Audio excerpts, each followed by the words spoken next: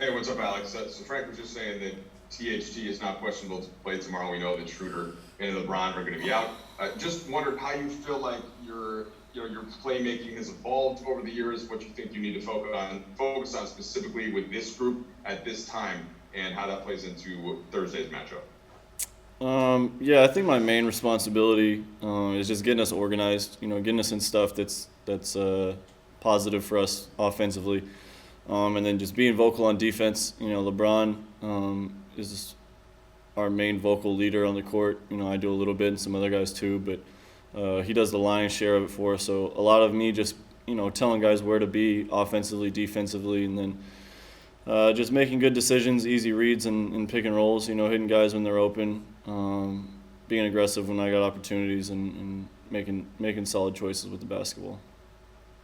On the broadcast, Stu Lance always talks about when you drive and look to score, and then sort of pass as a result of making the defense commit versus drive looking to pass. How do you weigh that equation, Alex? Especially when there are more guys out and you just may have the ball more often.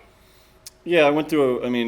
Even last game there was a couple minute stretch where I made a couple passes where I probably should have just been more aggressive to score, and then I did, and it was positive for us offensively. That's something that I just continue to do. My nature is to create for others and to be a positive influence on offense, moving the ball. But a lot of times with the way that the teams guard us, there's opportunity for me to be aggressive to score, and so it's just about reading the game. And like I said, there's going to be minutes, right, with Dennis out and Braun out for whoever knows, how long. So there's going to be opportunity for me to, get more comfortable with that, or even more comfortable than I already am with it, and just continue to make the right decisions. Ben? Hey, Alex, congratulations to Man City. Appreciate that. Yeah, so you guys have some pretty good backcourts coming up. Obviously, the Clippers have a ton of depth, and then you've got Damian Lillard in Portland and Phoenix. How tough is it to still play at the defensive intensity that you're used to playing at when you also have to balance kind of an added offensive workload? Well, we'll see.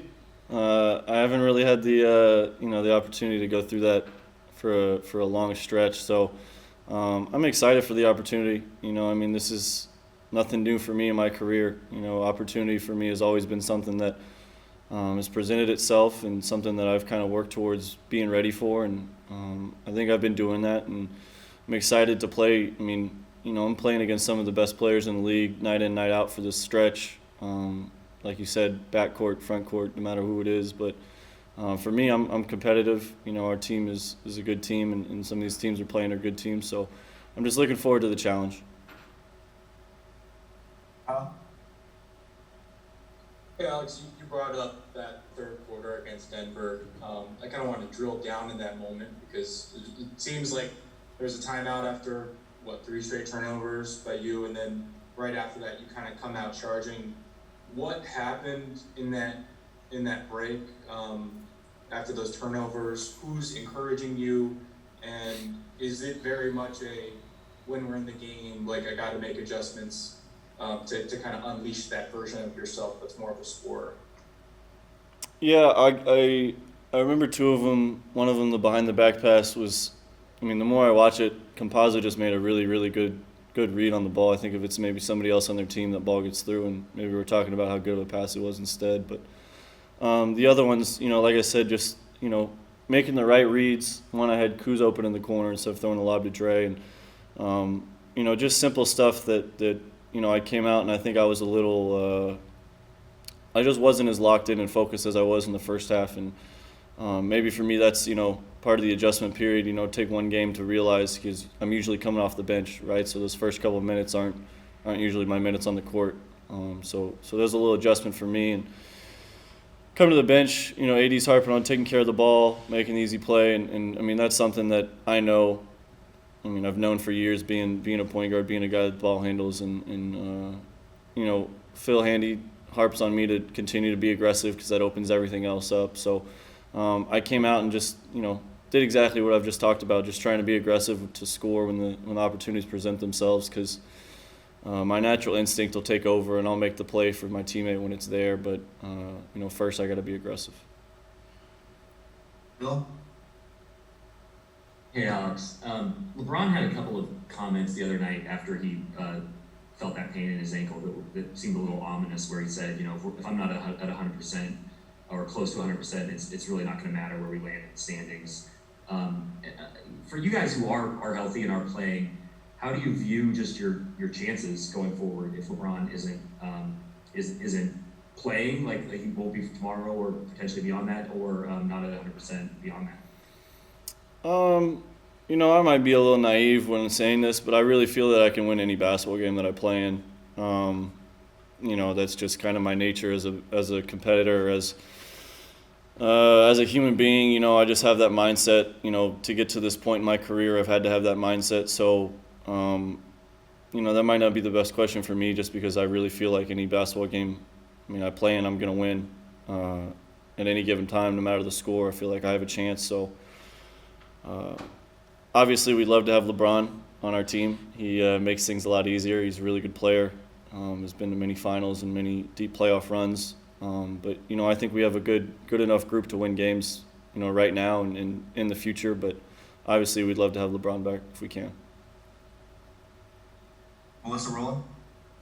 Yeah, Alex, Andre just said that you don't really get the credit that you deserve as a PG all the time. I'm curious, throughout your years in the league, what would you say has been like your biggest evolution in that role, and what does it mean to you to have your teammates have such a like strong, unwavering belief in you? Yeah, my development through that, you know, a lot of my development is just being, you know, learning what it means to be a point guard in the NBA. Learning different sets, learning different coverages.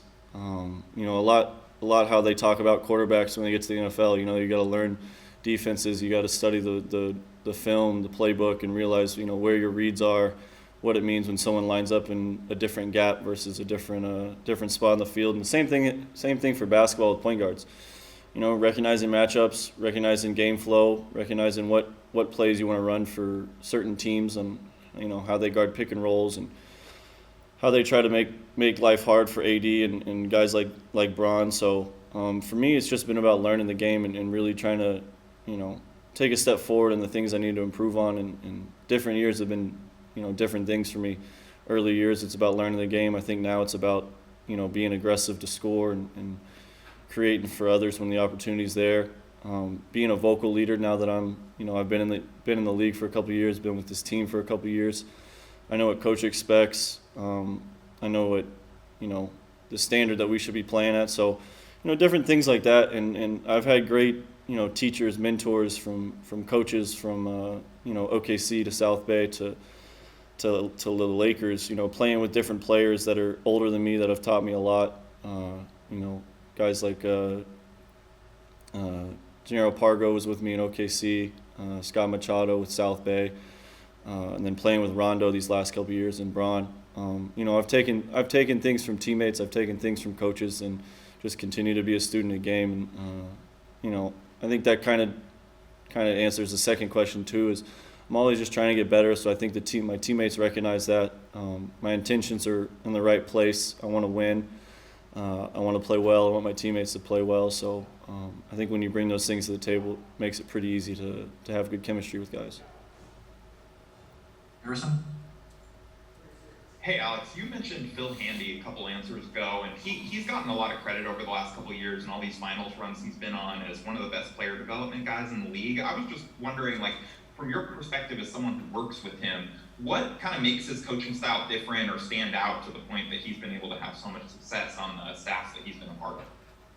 Yeah, Phil's a former player himself, so I mean he's relatable. He understands, you know, the mental aspect of what guys are going through.